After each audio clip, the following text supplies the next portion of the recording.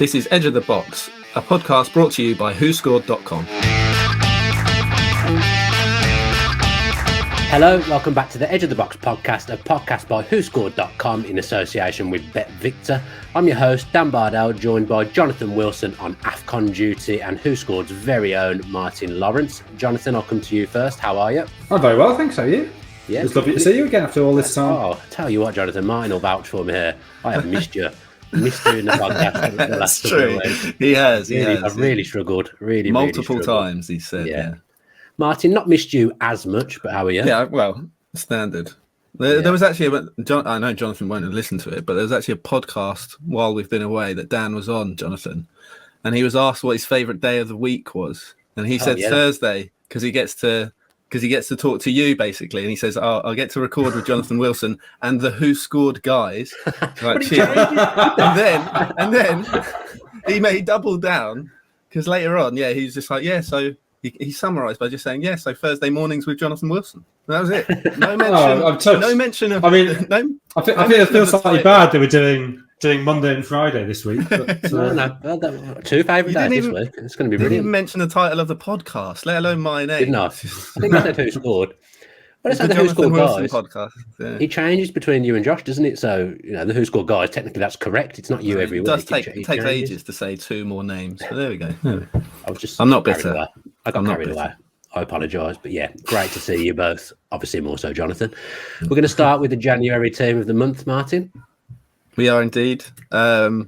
Starts off maybe controversially in that it doesn't have David De Gea, who won. I mean, how are we doing in team of the month? It hasn't been a Premier League game for about 50 years. It doesn't seem like there were many games, but there were. Most teams played 3, some teams played 4, and some teams played 2. But we said minimum 3 appearances. So David De Gea doesn't make ours, despite being named the Premier League Player of the Month, which I thought was a bit odd. Did only get 1 clean sheet in 4 games, but he's been excellent. But we'll come on to that later. The man in goal was actually Jose Sarr. He earned his 4th man of the match rating of the season against Southampton. Produced 9 saves in that game. Got twice as many man of the match ratings as any other keeper, and only fewer than Salah and St. Maximin in the entire league for us. So he's had a real impact at Wolves. Obviously got a great defensive record. They won all their 3 games, so they've got 3 players in the team. One of the others is Max Kilman, alongside Mohamed Salisu, centre-back, so a young centre-back pairing there. The full-backs are Vladimir Soufal and Stuart Dallas. Soufal got an assist in the month and Dallas scored, and they both ranked him on the top 4 players for tackles and interceptions combined. It's a 4-2-3-1, not a 4-4-2, you'll be pleased to hear. João Moutinho, rare goals for him in the month, scored 2 goals, also got an assist. So he actually had a direct hand in more goals in 3 appearances in January than he had in his previous 51 since the start of the last season. So, a rare sort of purple patch in front of goal for him. He's partnered by Kevin De Bruyne, scored the winner against Chelsea and assisted the equaliser against Southampton. Further forward, trio of Emi Buendia, Hakim Ziyech and Jack Harrison. Buendia also scored and assisted in January, had 11 shots, 11 dribbles, created 8 chances. He's really, really come to the fore for Villa now after a slow start. Ziyech scored in back-to-back games. Obviously, he was playing, having been omitted from the AFCON squad for Morocco, scored twice, so maybe made a bit of a point there. And Jack Harrison got all 4 of his goals this season in January, including a hat-trick against West Ham. And then it's Harry Kane up front, having returned to form. He was excellent against Leicester in particular last month, and obviously continued that form into the FA Cup. Lovely. The Wolverhampton Wanderers team of the month. Thank you very much, Martin. Let's talk January now.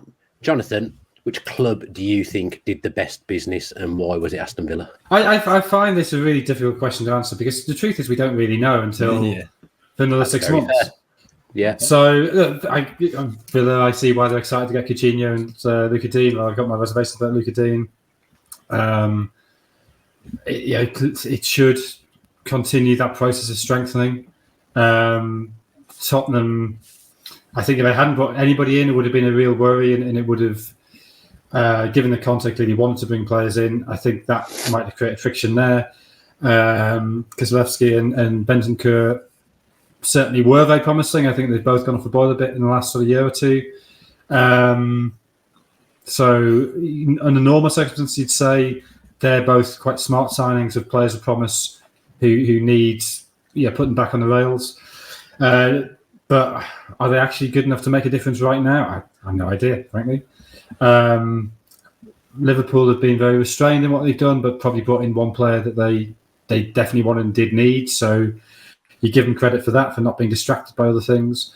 Newcastle had to bring players in. They brought in 4. Certainly the strength of the fullback, that's a good thing. They need somebody to back up Callum Wilson. They've got Chris Wood, that's a good thing. Kamara seems very highly rated.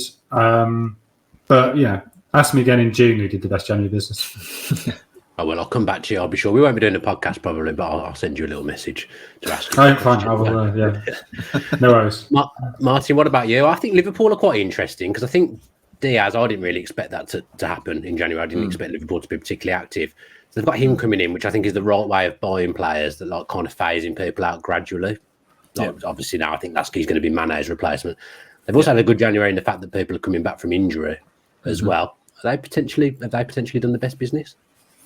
I think, like you say, Diaz is a very smart signing, I think. And I think I agree. I don't think it was going to happen this month. I don't think they were planning to do it this month necessarily. But obviously Tottenham came in, made an offer, which got rejected. And I think that maybe just hurried them along a little bit. I think they did see him as the perfect sort of Mane replacement in the long term. And the idea of potentially missing out on him to a Premier League rival probably panicked them a little bit. So, we get it done now. Why not? I do think he looks like a really strong direct replacement for Mane as well. With Mane coming into the last year of his contract in the summer, he'll have turned 30 by then as well. So an interesting sort of dilemma for Liverpool whether they try and cash in on him. Be interesting to see. Obviously, he had an exceptional AFCON.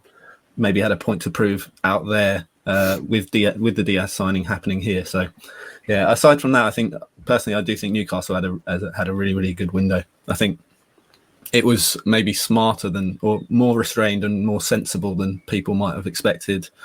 I'm not saying any of the signings they made are outstanding. I think some of them potentially are, but they just upgraded where they needed to. I'd say they probably needed another centre back and maybe a defensive midfielder, but they needed a bit of someone everywhere really. But they've done what they could, and I think they're really smart signings, personally. Yeah, I would say with Newcastle, a bit of a chaotic window, but they definitely got there in the end. Yeah. We've got a top 10 January transfer window signings in terms of average rating through the season or who scored rating through the season, Martin. Jonathan, I believe you will have picked out 3 that you think might be in there. Will I? Well, you've done as well as me because I didn't do it either. And I was supposed to. I think maybe we'll just look at the top 10 signings. You can just sort of add anything that you think's missing. It wasn't like guess 3 that are in there. Just sort of pick out a couple of signings that maybe you think will stood out and potentially be really strong signings.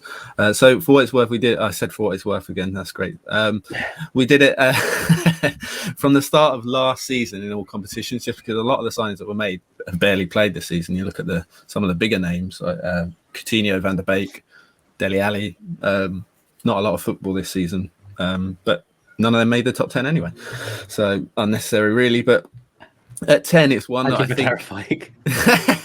In terms of rating, at 10 it's one that's completely gone under the radar, and for good reason. I think it might actually turn out to be a really, really poor signing for all teams involved.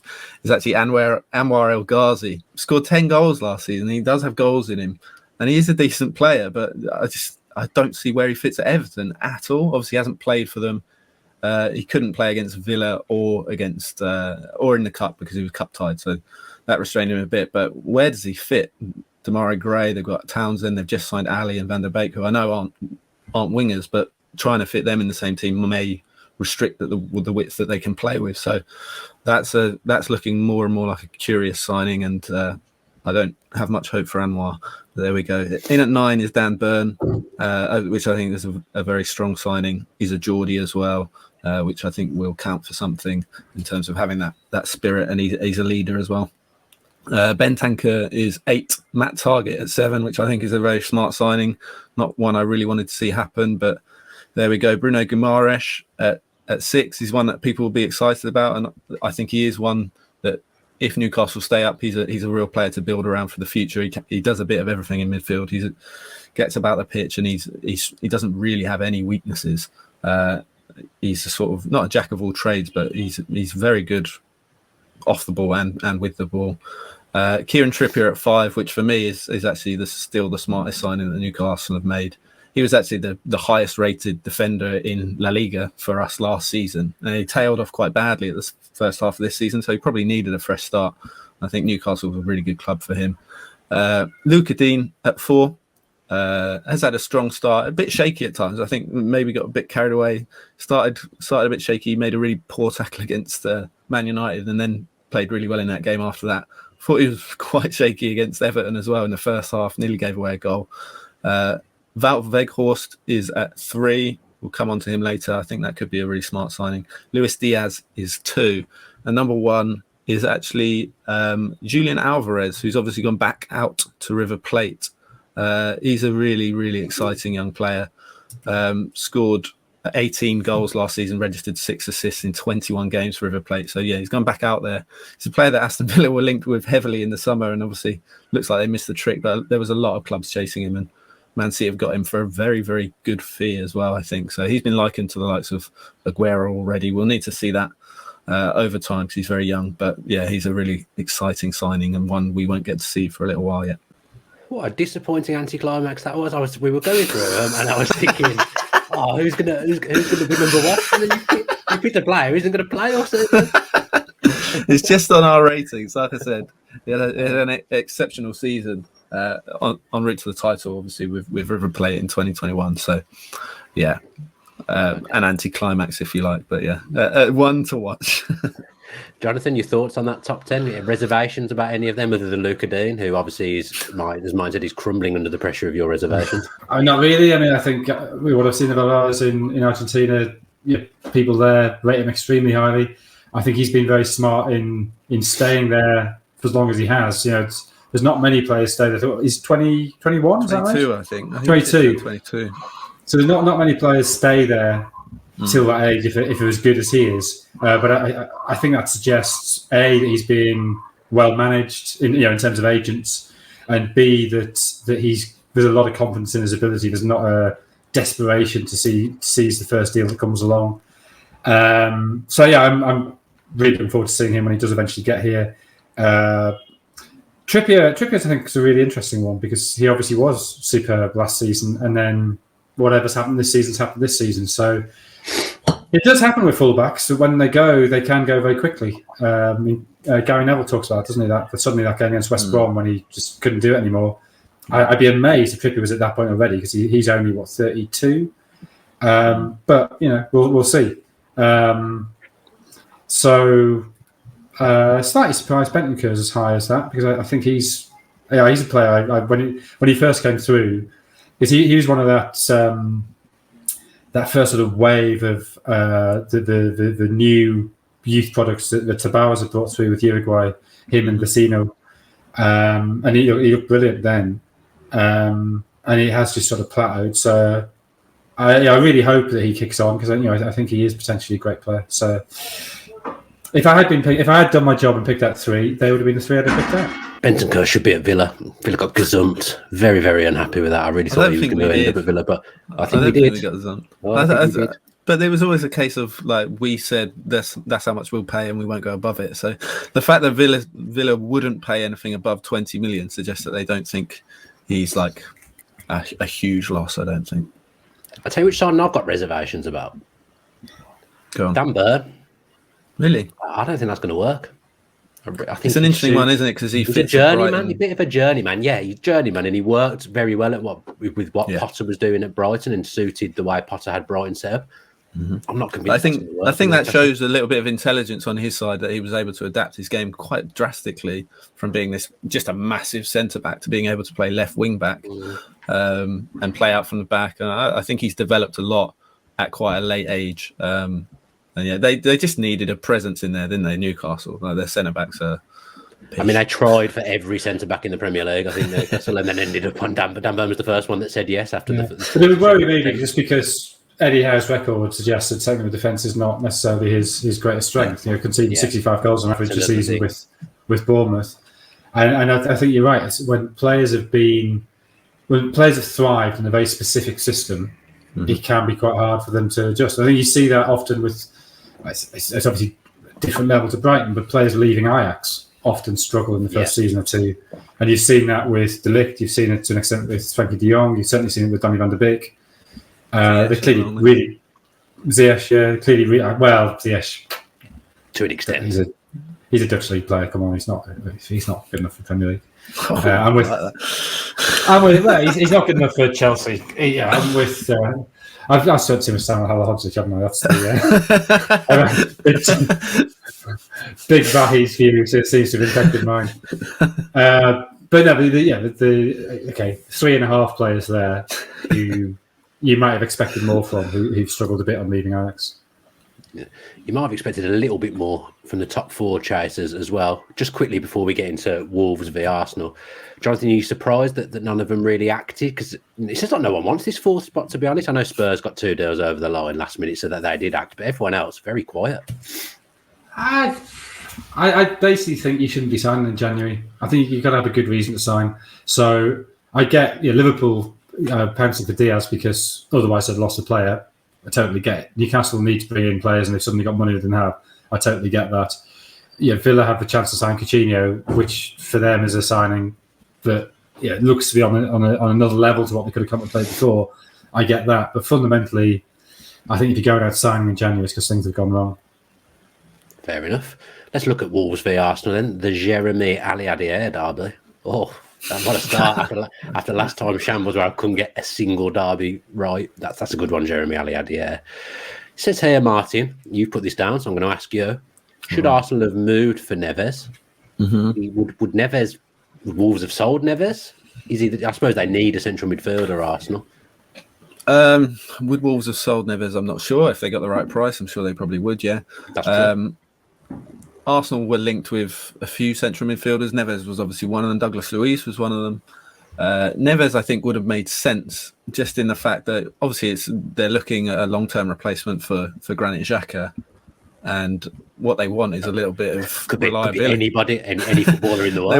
They want a little bit of reliability in there, and that's what you get with Ruben Neves. I'm not like his biggest fan, to be honest. I don't think he's this amazing player, but he's obviously got a very, very good range of passing. And I just think he's a very consistent player and a very reliable player. And that's exactly what Granit Xhaka isn't. If you look at it since the start of the 2018-19 season when Neves came up with Wolves, hasn't made a single error leading to a goal, hasn't been sent off. Granit Xhaka has made 4 errors leading to a goal and been sent off 3 times in that time. So very different players in that respect in terms of just being able to rely on them. So I think having a player in there who is consistent at this level and plays in a pretty solid 2 as it is at Wolves and offers them a platform to sort of break from, that would make sense for Arsenal. Like I said, I don't think he's this, they've missed out on Ruben Neves and they're never going to be able to get him again. But that signing would have made sense in my opinion, and he's the sort of player that Arsenal do need, I think. Also, I would say he's got possibly the best hair in the Premier League. It's a good barometer of a player, that. I would say he's up there for best hair, Ruben Neves. No dead trim for no dead trim for Ruben Neves. Very, very nice style. Jonathan, a Wolves and Arsenal combined 11. How many Wolves players would you say would make it into that combined 11? 1, 2, 3, 4, 5, 6. Wow. 6? Well, to be honest, it's five outfielders and the keeper. I think it's a toss-up. Yeah, the keeper would be a close call. Although I'm of players who are available for this game, to stress that. Martin, have WhoScored done it by players that are available for the game, or have they gone a bit freestyle again? I think they're all available for the game. I'm not sure, but I think they are. Saiss will be back, won't he? Yeah. I don't know. You'd have to ask Wolves or Saiss. I don't know. Yeah, true. He should be because he went out in the quarters, so there's plenty of time to get back. He should be back. He'll be playing. I think they're available, but I'm not 100% sure. Saiss is in the team then? No, he's not in it. No, he's in my team. Yeah, he is in it. What's the formation, Martin? And what's the formation is a 4-2-3-1, I would say. Jonathan's going to be 3 at the back. Jonathan's a 3 at the back. It's got to be. If it's Wolves, it's got to be 3 at the back. Yeah, always. Go on then, Martin. That's Elizabethan nonsense. The goalkeeper is the one that's really, really tight. For what it's worth, for what it's worth, Aaron Ramsdale. I'm really trying not to say it. Aaron Ramsdale is just ahead of Jose Sarr now. So Ramsdale is now back on top, having fallen behind Jose Sarr. He's now top marginally. So it is Ramsdale. He's got 2 more clean sheets than Sarr from 3 fewer appearances. Tomiyasu is the right back. It's Kilman and Saiss is our centre back pairing. So no Cody, which might surprise some. The left back, I think he's a really good young player, is Ryan Aït-Nouri. I think he's been great this season for Wolves, and he's really one to watch. If I was Chelsea, and I know we touched upon it before, not making signings. Obviously, Chelsea, the one position that they were looking at was a left back. I understand why they didn't go for a left back, but Ryan Aït-Nouri is one that I would be looking at if I was Chelsea. I think he's a really, really promising young left back. So he's the left back ahead of Tierney in our team. The 2 in midfield is Partey and Moutinho, who we touched on before. And then a 3 of Saka, Smith Rowe and Martinelli. And it's Lacazette up front ahead of Jimenez, who that might surprise some. And if it was just based on their ability, I would go for Jimenez. But in terms of this season, I do think he's tailed off after it looked like he was going to kick back on again. Gone for a dry spell, Jimenez, and he looks like he's struggling a little bit again. So it is Lacazette in our team. So Ramsdale, Tomiyasu, Kilman, Saiss, Aït-Nouri, Partey, Moutinho, Saka, Smith Rowe, Martinelli, Lacazette. So only 4 from Wolves in the WhoScored team. Well, Sarr, Ramsdale not really bothered. Then the Wolves back 3, Kilman, Cody, Saiss. Semedo and Tierney is the 2 wing backs. Tomiyasu, as you know, I'm a big fan of, but he's definitely a full-back rather than a wing-back. And I think he's an injury depth for this game anyway. Neves in back of midfield. I sort of undernard over this. I mean, realistically, I'd probably play Neves and Moutinho, but I've gone for a 3-3-3-1. I've gone old school Bielsa. So then Saka, Smith Rowe and Martinelli behind Jimenez. Two very, very different teams. For what it's worth, I think I prefer Jonathan's. I mean, when have you not? And I'm You could switch that to a back 4, take Cody out, put Tomiyasu in ahead of Semedo, bring in Moutinho alongside Neves, and then still have Saka, Smith Rowe and Martinelli behind Jimenez. I might have been tempted for Tomiyasu at the right side of the back 3, maybe. Ahead of Kilman? Yeah, back, hasn't he? I like Tomiyasu. I've got a lot of time for him. Obviously, our signing of the season, Jonathan, so far that we call. Yeah, no, absolutely. Yeah. I'm not saying you couldn't do it. I just think Kilman's excellent, and in a back 3 where he's familiar with the other 2 members of it, counts for a lot. And did you know he used to be a foosball player? I don't think he's ever played a game on the TV and that not been meant. Not foosball. Is it foosball? I'm confused. Foosball? Not foosball. What's that other ball? He didn't used to be a foosball player. What's it called? Are you talking about table football? No, foosball is table football. No, yeah, I've got confused. But he may have had a game futsal. on the table. Do you mean futsal? That's what I'm looking for. Foosball. I mean, he may have had a game of foosball before. I'm imagining he probably has. That'd be more interesting, to be honest. Yeah, but every time he plays, they mention that he used to be a futsal. I was a decent table football player at college. I thought you were going to say futsal. So no. I'd say part of the best player in college in my 3rd year. I've always thought I'd be a world-class goalkeeper in futsal. I really regretted never having to go with it. I'd be so good. In futsal? I'm really struggling now to remember. Yeah, I'm terrible at table football, so the less we say. A world-class goalkeeper at table football would be... Yeah, no. Well, that was my strength. Really? I was a defender, yeah. But I genuinely think it's a fascinating thing about table football, how it relates to... or grass football, should we call it, that you reach a certain level of table football and your forward players are your defenders and your defensive players are your attackers. Yeah. And I think at some point, grass football has reached that. And you look at something like Cancelo now, who's one of Manchester City's best attackers, so being notionally a defender. Because the deeper lying players, and I think you see this, I mean, the Ajax, Louis van Gaal's Ajax in the mid-90s, the playmaker was Rijkaard playing at centre-back because he was the player with time and space on the ball, in just the way the two defenders in table football have time and space on the ball. I tell you what, there could be a book in there. I mean, it'd be a short book and not a very good one. But I'm going to embarrass him. He's going to be upset that I'm saying this, but our producer, Dan Rollinson, said he started your book, Jonathan. It was too much for him, inverting the film. he said he couldn't handle it. As long as he bought it, I don't really care. Yeah, he's got it, but he just couldn't handle it. It was too much for him, I think. I don't get more royalties if people finish it. It's like, that's fine. It doesn't matter, does it? Right, then let's have the predictions for Wolves v Arsenal. Martin, what's who scored? Good question. What is who scored? I believe it's 1-1. It is 1-1. 1-0. Jonathan?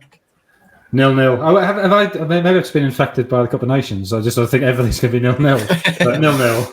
I mean, it is Wolves, so there's every chance there'll be a nil somewhere. I've gone for 0-1 to Arsenal to win. I don't know why I said 0-1. I've gone for Arsenal to win 1-0 at Wolves. Time now for the Just a Minute section. Jonathan, we're going to come to you first for West Ham v Watford, which is cheap, and it's going to be the Craig Dawson derby. I mean, you forget that he actually played for Watford, Craig Dawson, but he did spend a season there on loan. You've got 1 minute. Off you go. Roy Hodgson's second game in charge of Watford. His first game, they kept a clean sheet. The first time in 6 Premier League. First in 6 for managers to keep a Premier League clean sheet. So he's already had an impact there. And Kulu's still out, though, for them.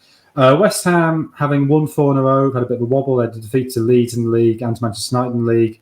And then that performance at Kidderminster at the weekend, which was pretty unimpressive. I really don't think they've been the same since they lost Ogbonna in the win over Liverpool. Doubts as well about Fabianski and Mikel Antonio, who are obviously both critical to them. Watford's form, 2 draws in the last 3, so it represents a bit of an upturn for them. They've only scored 3 goals in the last 7, which is they've got 2 problems, haven't they? They don't score goals and they let goals in. West Ham won it 4-1 at Vicarage Road. I think they will be tighter under Hodgson. Whether they've got enough goals going forward, I don't know. I suspect Ismaila Sarr won't be back for this one, so I will go West Ham to win 2-1. I've gone for exactly the same, 2-1 to West Ham. Martin, who scored? 3-1 to West Ham. 3-1 to West Ham. Right, your first game, Martin, is the big one. It's Aston Villa against Leeds, and it's the Scott Carson derby. This is a bit of an odd rivalry that developed between the two sides in the Championship as much as anything. If you told either that they would boast players starring for Brazil just a few years later, they'd have laughed at you. Rafinha and Coutinho were both on the score sheet during the international break, though the former picked up a knock and slight doubt. While Steven Gerrard will no doubt be keen to monitor Coutinho's game time, Villa added to the arrivals of the former Liverpool man and Luca Dean with depth in the form of Robin Olsen and Callum Chambers. The latter can act as cover in 3 key positions for Villa, so should prove a shrewd signing. Elsewhere, Liam Bailey is nearing a return and could be involved in the matchday squad before long, with both Bertrand Traoré and Trezeguet likely to be given time off post-AFCON. Leeds made no new signings whatsoever, but key trio Liam Cooper, Calvin Phillips and Patrick Bamford are all back on the grass and should return soon. The latter scored a stunning hat-trick in this fixture last season, but without him goals have been hard to come by all season, and Villa should just have the edge. We're going 3-1 Villa. Oh, I've gone for 3-1 to Villa as well. Jonathan? 2-1 Villa. 2-1 to Villa, a full house for Aston Villa Football Club. Jonathan, next up for you is Man City v Brentford, and it's going to have to be the Uwe Rosler. I'm not sure it really works. He did manage Brentford and play for Man City, so it's going to have to be the Uwe Rosler derby. Yeah, I'm just starting to worry a bit for Brentford. I mean, that's kind of an obvious thing to say, given they've lost 6 of their last 7. And the only win in there, of course, was against Aston Villa Football Club.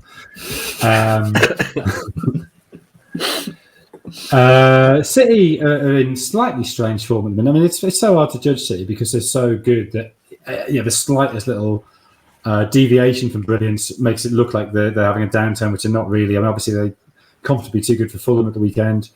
They'd won 12 in a row before that's the run ended against Southampton. Slightly wobbly in the games against Leicester and Arsenal defensively.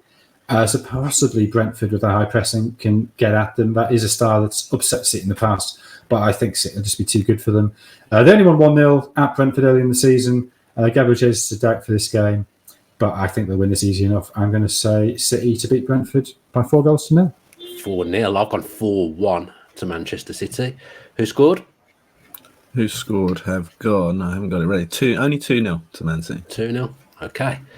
Martin, Norwich v Palace. Got to be honest, got absolutely nobody for this. If someone can tell me who played for Norwich and Palace, you'll get a prize. Okay. Well, I've not got much chance. I was so confident that no one would. I didn't have a prize. If anyone had got it, we would have been in trouble. No, I didn't think you would have a prize. I won't lie. No. Only Wolves are on a longer winning streak in the league than Norwich, and victory over Bruno Lage's side in the Cup will have further boosted their confidence. That said, the Canaries picked up just 2 points from the next 24 available when they achieved back-to-back wins earlier in the season, so they won't be getting carried away. They made no new signings whatsoever, but did allow Todd Cantwell to move on loan to Bournemouth last month, so I imagine they now wish they hadn't set such a lofty price tag for the 23-year-old in the summer.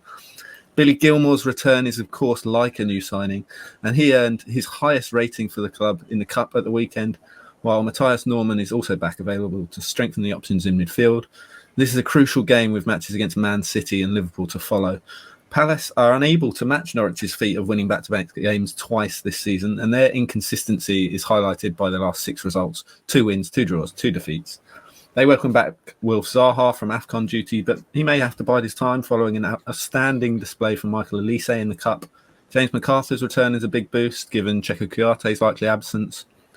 While Patrick Vieira has unquestionably improved the playing style at Palace, one thing that has got worse is their away record, with just 1 win on the road all season. No longer a counter-attacking side, really.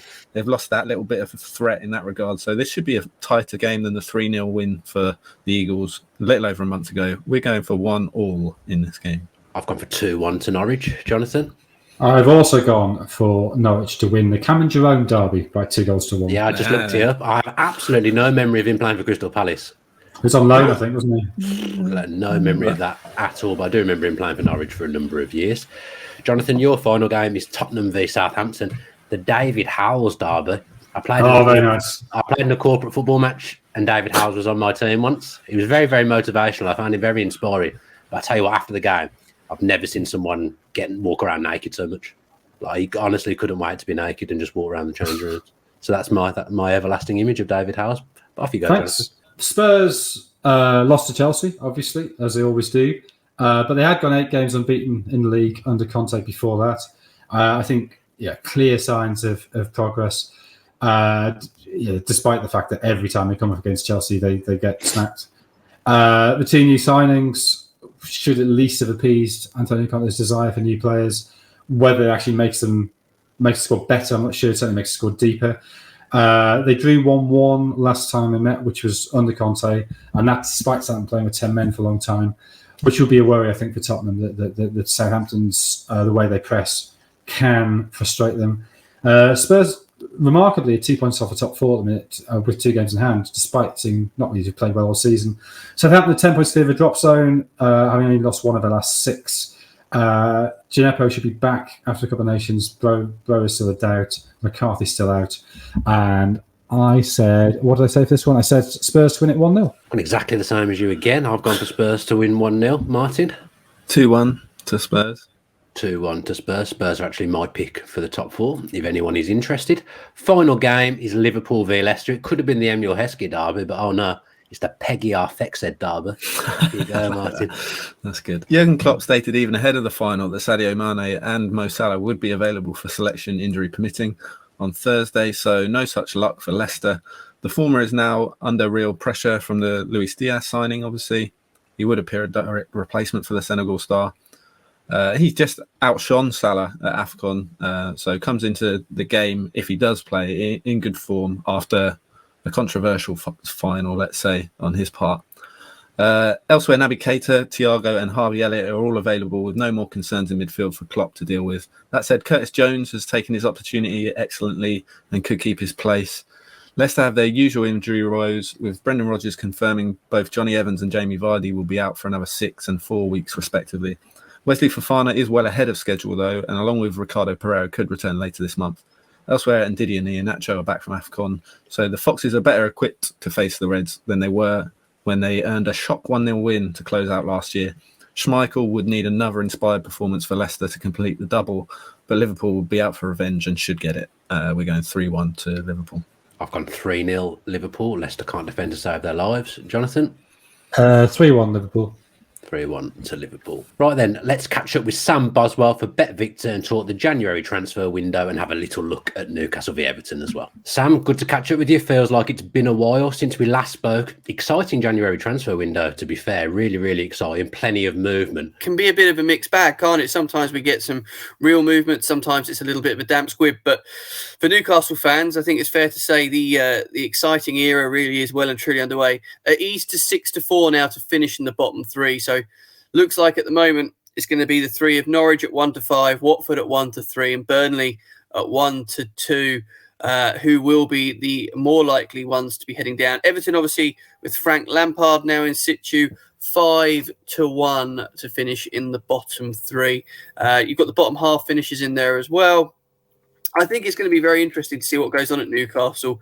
I thought it was quite sensible, a lot of the purchases. I thought players like, your Matty Target heading there on loan was a really good move as well. And I think it's going to be hard to see that if they stay up this year that they don't really go to town in the summer. And it'll be a very interesting movement. Can't wait to see who's got the job of trying to price up next season what Newcastle do, because I think it's going to be fascinating. Not my Matty Target anymore. Talking of pricing up, how's Newcastle versus Everton, the actual match, looking? Everton potentially with the new manager bounce, Newcastle with the new player bounce, I suppose you could say. 31-20 Newcastle to get the home win. I'm sure their fans, as ever, will be generating a real atmosphere for this game. 9-4 the draw, which is what I'd quite fancy here, I think. And 17-10 Everton to take all 3 points. There's some boosts already on the site. Match to end in a 2-2 draw has been pushed out to 16-1 from shorter. It'd be great to see a good goal scoring game on BT. We've got a goal to be scored in both halves. That's been boosted to 20-23. Now, the only concern I think I've got with these two sides is I just think I want to see Everton really put together a string of performances. Appreciate, obviously, the Cup was a result and a half, but got to see them do it on the pitch consistently, which is something we haven't seen. Fascinating to see how we get on. Don't forget, we've got all the stats bets on site for all these Premier League games as well. Well worth getting stuck into there. But I think I'll probably just play the draw in this one myself. But as ever, loads going on across the Premier League this game week. You got your shots on target betting. Chris Wood, obviously, potentially people will be interested in him.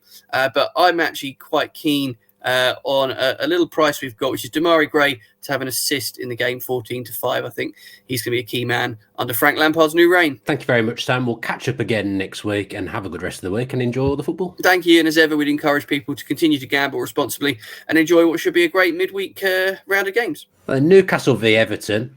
Could be an interesting game, this. I really think this will be a good one in the midweek fixtures. Two interesting clubs now to look at. Newcastle's best 11 when everyone's fit. Should we have a go between us at picking it? That's 4-4-2. Eddie Howe used to like a 4-4-2 at Bournemouth. He's gone 4-3-3 in his last two. I've got 4-3-3. I think with the players you've got, 4-3-3 makes more sense. But with everyone fit, would he not play Wood and Wilson? Well, he could do. That's true. Everyone fit. Yeah, I was sort of not counting Wilson. That's fair. I've got 4-3-1-2 in that eventuality, with like St. Maximin behind, like a free roll behind those two. Yeah, that would probably work. I mean, goalkeeper obviously is probably Dubravka. I think we can all agree on that. Back four: Trippier, Lascelles, Burn, and Target. Yeah, Jonathan. I mean, Lascelles or Shaw, one of the two. Yeah, I'm not really. Yeah, they've got a collection of bang average centre backs to go. I'll probably throw Dan Burn into that, to be honest. Lascelles is disappointing because 2 or 3 years ago he looked excellent, and he just seems to have sort of been infected by the general malaise there. You would be, wouldn't you? Carrying the weight of the world on your shoulders, being captain of Newcastle. Think they need to play a back three because they are bad defensively, but I think if your centre backs are all awful, I'm not sure adding another one actually helps. And the two fullbacks they've got, Target and Trippier, obviously both play wing back, so they have the option of doing that. Yeah.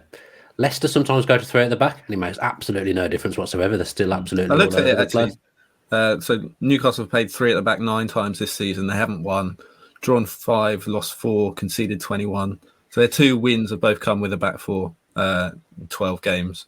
So yeah, they have been slightly better with a back 4 in general. Right, but I mean, presumably they play the back 3 against better teams. Well, they played it a lot at the start of the season. Obviously, Steve Bruce always played it, and Eddie Howe started to fade it out. The 2 wins have been against. Who have the 2 wins been against? Against Burnley and what was the recent Leeds last time? Yeah. So yeah. So what's the midfield then? What's the midfield? I presume Gamara is definitely going to be in there. Yeah, this is a tough one, isn't it? Because he's playing Joe Ellington in midfield at the moment, isn't he? And he's done pretty well there. He's played the last 5 games in central midfield in a midfield 3. So I've got him in there with Guimaraes. But then obviously it will probably be Shelvey, but I don't fancy that defensively at all. I kind of think you might need a Longstaff or a Hayden in there, but he doesn't rate Hayden, so I think it will be Shelvey. But Hayden's got a bad injury, I think, as well, hasn't he? Has he? At the moment, I believe so. Yeah. Jonathan, what have you gone for? Yeah, I've got Shelvey, Guimaraes, and Willock as my 3. Willock, completely. Yeah, that's another one. It's hard to. Well, Willock was good last season, and he's just sort of vanished this season. So it was what did he cost? Like nearly 20 million, or was it? Well, didn't he score 7 games? Last 7 games, yeah. I think that matched Alan Shearer's longest scoring streak for Newcastle, which is crazy, isn't it? And then has he scored this season? I felt like he may not have even scored one. This season. I'm not sure. Yeah, he's certainly not been on free fall. That's not even a word. He's not been on fire like he was last season. Okay, so we've struggled to get that 11 through there. What was your forward line, Jonathan? Fraser, Wood, and Sir Maximum. Okay, I still think 4-4-2 when everyone's fit. Have a go yourself at picking your Newcastle 11 because we've not done a very good job of putting this across on the podcast at all. So if you fancy having a go, let us know in the comments what you think Newcastle's best 11 is. Jonathan, are you a Frank Lampard fan? I can't remember. It says so long ago since he was in charge. You can't remember? No, I genuinely can't. Is that genuine? No, I genuinely can't remember. I dislike the question. I don't think. No,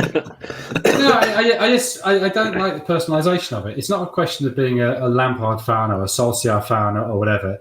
It's Lampard at Chelsea had 2 very obvious weaknesses, which is they conceded far too many goals on counter-attacks and then began conceding far too many goals from set plays. Now, if that happens regularly and you don't put it right, ultimately that has to come back to the manager. The fact that he then fell out with loads of players, had a habit of chucking players under a bus after a defeat, I thought suggested possibly temperamentally he might struggle as a manager. But yeah, he's still young. There's no reason why he can't learn that. So those are my. I never thought he should have got a Chelsea job. I thought one season at Derby where they got to the playoffs was not enough to give him a Chelsea job. I thought he looked out of his depth. But that doesn't mean that he can't become a good manager. Everton, I think, is a really difficult club to manage. And I'm tempted to say if it goes wrong at Everton, well, it's gone wrong for everybody at Everton. Going back to who was the last successful Everton manager? Moyes, I guess. Yeah. And you had a whole. I mean, Ancelotti, yes, always did okay. But if Ancelotti can't do it, and Koeman can't do it, and Allardyce can't do it, and Marco Silva can't do it, and if Rafa Benitez can't do it, I don't even write off Lampard if Lampard can't do it. It's that becomes something to do with the club rather than necessarily the manager. Yeah. He does have the advantage over some of those previous managers that fans seem to want him, which was not the case with either Allardyce or Benitez, and they turned pretty quickly on Koeman as well. So. That might give him a few months' grace to get things right. But you look at that squad, and it's an absolute shambles. I'm not really sure that bringing Dele Alli and Donny van der Beek in, it's just more of the same. They keep on signing players who have been good and are no longer at their peak, and their squad's full of that. And that's problematic for 2 reasons. One, there's no guarantee that they're going to pick up.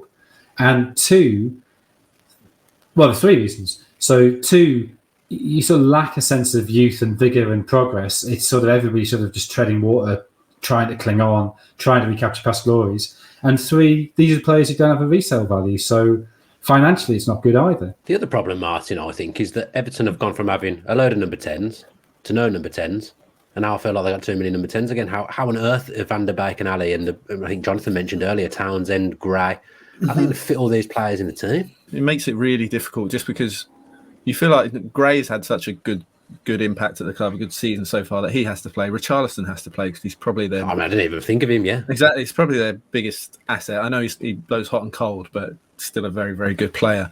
So if you have to play those 2, you have to play, obviously, Calvert-Lewin leading the line. So that's a front 3, in effect. So you've got a 3-man midfield with Dele Alli and Van der Beek in it. If you've got those 2, then you have to play Alan and then you miss out Doucouré, who's probably their most important player. So obviously Doucouré's injured at the moment, so that probably helps Lampard a little bit. I think he'll be out for another few weeks yet. I don't rate Andre Gomez at all, so that's not a loss in my opinion. But yeah, it is difficult to see what system he's going to play and how he's going to make that fit. I feel like it was sort of Van der Beek was one that they were looking at before Lampard came in, and Ali was one that maybe Lampard might have said, let's get him in if we can get him back anything close to. But then not a lot of sort of planning in that, just because how is it actually going to work? I'm not convinced at all. Speculation on my behalf. Lampard and Dele Alli have the same agent, which I find quite interesting. I feel like there's some tomfoolery. I thought speculation made it sound like you thought that might be the case, but if that is actually the case, no, it is the case. It's definitely the case. That's interesting. Yeah. Jonathan, Dele Alli, any chance of him getting back to his best? I hope so. I mean, his decline has been rapid, and you think how good he was under Pochettino, certainly for a while. And you just wonder where that goes. And I think he's a very good case study in how a lot of footballers, it's not that they're necessarily better than other footballers, it's just they're in a better structure, be that a tactical structure or a sort of emotional and mental structure. And I think Ali, the last 2 or 3 years, has really lost his way. And you wonder for something off the pitch. I don't know that.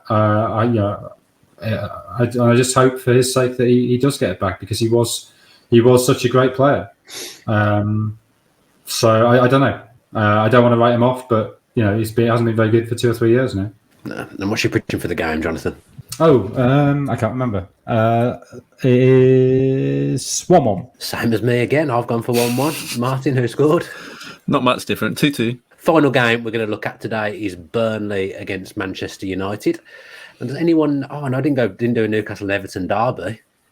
Gary Speed derby. Sorry, apologies for the derby fans. I just completely forgot to do it. Now Burnley v Manchester United, and that's going to have to be cheap because it's going to have to be Tom Heaton, because that's all I can think of. Chris Eagles. Ooh, there he is. You waited. He was Willie Morgan. Take it back to the late 60s. I'll tell you he word was the for new it. George Best in his own head, if nothing else. Okay. Yeah, know nothing about him, so I will. No, have a Google, because I know you're a man who likes your trims, and there's a good 3 or 4 on his head at the same time to look at. I don't know why that made me laugh, but it did. Burnley v Manchester United. Does anyone know anything about Wout Weghorst? Any experts out the two of you? Well, I know he scored 17 goals, 16 goals, 20 goals, and then 6 this season for Wolfsburg. I also know that some pretty high-level Premier League managers have started to regard the Bundesliga as being a bit like the Eredivisie. The goals there don't necessarily translate to goals here. So, look, you'd rather he had those stats than not have them, but it doesn't mean anything.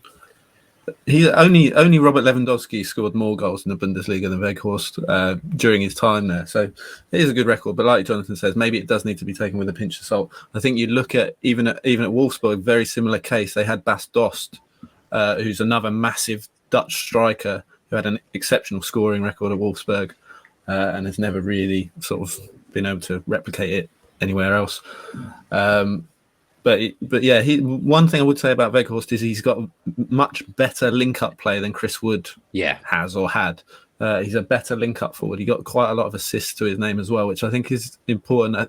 We didn't see it in the game against Watford, which was terrible by all accounts. It's the worst game of football I think I've ever watched. Honestly, they both Roy deserve to be Hodgson relegated loved it, immediately. Roy Hodgson loves it. Roy Hodgson loves a 0-0, doesn't he? He said it before about a game that got absolutely just everyone said it was the worst thing they've ever seen. He was like, it's one of my favourite games this season. But there we go. Right. But yeah, he didn't really get any sort of connection there with Cornet, which I think is looking like the front two. Obviously, very, very early doors, but Burnley do need that sort of partnership to strike up quite quickly. So that's the sort of little and large, I guess. Cornet very quick, can run in behind.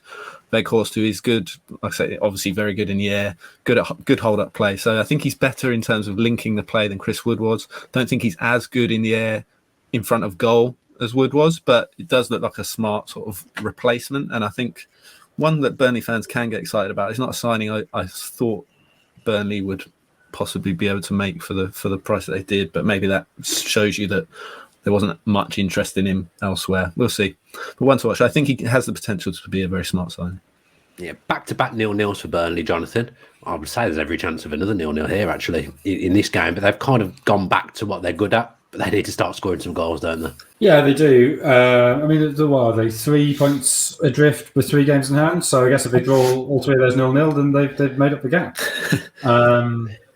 But yeah, they need to start turning a couple of 0-0s into 1-0s. I certainly wouldn't write them off yet. No. It's just what those games in hand, they can be a double-edged sword. They can get teams who are distracted by other things towards the end of the season, or starting to tire, or the pressure can mount up and they themselves can be fatigued. I mean, United, they haven't played well at all really for 3-4 months now.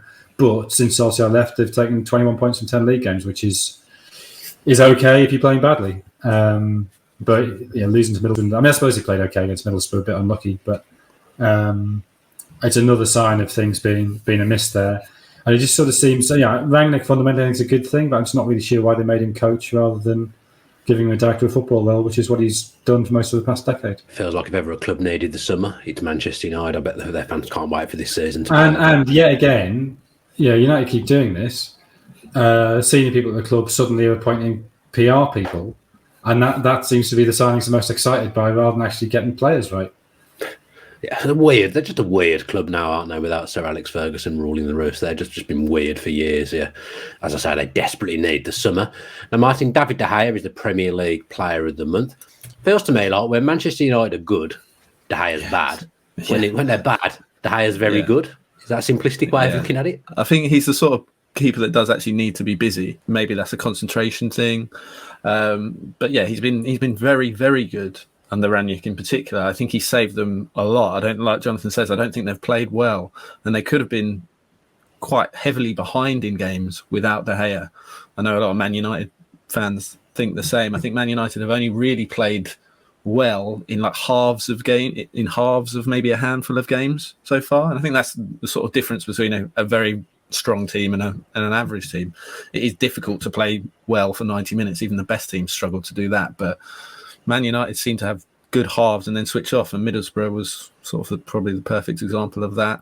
Had a pretty good half in the first half against Villa, had a good second half against Brentford, but they're not putting them together, and they're managing to stay in these games because of De Gea. So how long that can continue remains to be seen. He's not been the most consistent performer over the last few years. But yeah, he's all credit to him. He's been excellent, back to his very best, I'd say. And what's WhoScored's prediction, Martin? WhoScored's prediction is 1-0 to Man United. 1-0 to Manchester United. I've gone 1-1, so I presume, just by the way this show's gone, that you've done exactly the same, Jonathan? No, I've got 2-0 to United. Oh, finally, it's taken us to the 10th game. But we've all got something different there, so that's good. We've got a treble, I believe, Martin. Tuesday one we've had boosted already. The Wednesday one not yet, but hopefully we will do. So the Tuesday one is sort of a stats treble, if you like. It all actually correlates with Jonathan's tips as well, of WhoScored's as well. So maybe he'll be on it, I'm sure. West Ham to win and both teams to score against Watford. That's landed in the last 4 meetings between the sides. Watford have actually only failed to score in one of their last 12 meetings with West Ham.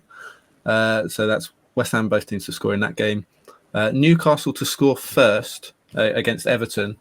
In the last 7 matches that Newcastle have scored, they've always scored the first goal. It's quite interesting. And Everton have conceded the first goal in their last 9 league games. So we've got that game to be a draw, but Newcastle to score first is the tip for that one. And then Manchester United to win 2-0, so without conceding at Burnley.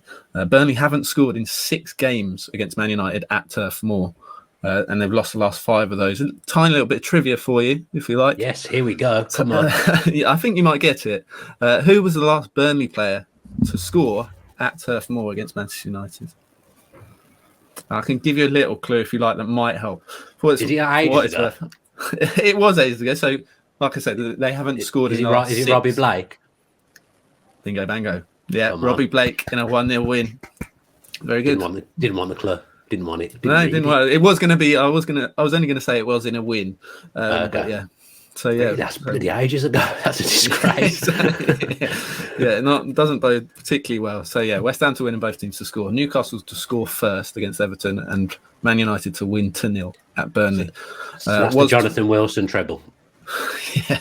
So it was 12-1. It's now 14-1. I think that's right. Yeah, okay. Was 12-1, now 14-1, and then the Wednesday bet is a goal score. Anytime goal scorer treble, maybe a bit more up your street, Dan. You like a goal scorer bet? Watch out of the weekend. Yeah, very good, very good. So Odsonne Edouard to score against Norwich is the first one. He scored in 3 of his last 4 league appearances. That started with a goal against Norwich. Got 2 assists in that game as well. Son to score against Southampton. They're his favourite team to face in his career. He scored 11 goals against Southampton, including 7 in his last 5 against Saints. And De Bruyne to score to finish off that treble. He scored in his last 3 home games, 4 goals in total in that time. So Edouard, Son and De Bruyne to score. Like I said, that's not been boosted yet, but I think it's around the 12 to 14-1 mark. That's our tip for Wednesday. Thank you very much, Martin. Some good little ones there, I think, for people to get on, especially that Jonathan Wilson Tuesday treble. Be all over that. Yeah, that does us for this week's edition of Edge of the Box. And the good news is that we're actually going to be back on Friday as well. So 2 shows this week due to the Premier League fixture pile-up. So many games. So we've got 2 shows. So if you do enjoy the podcast, you'll be able to see us again on Friday. If you're not already subscribed with your post notifications on YouTube, then if you could do that, that would be great. Let's get those subscriber numbers up. Thanks to Jonathan, thanks to Martin, and as ever, please stay safe.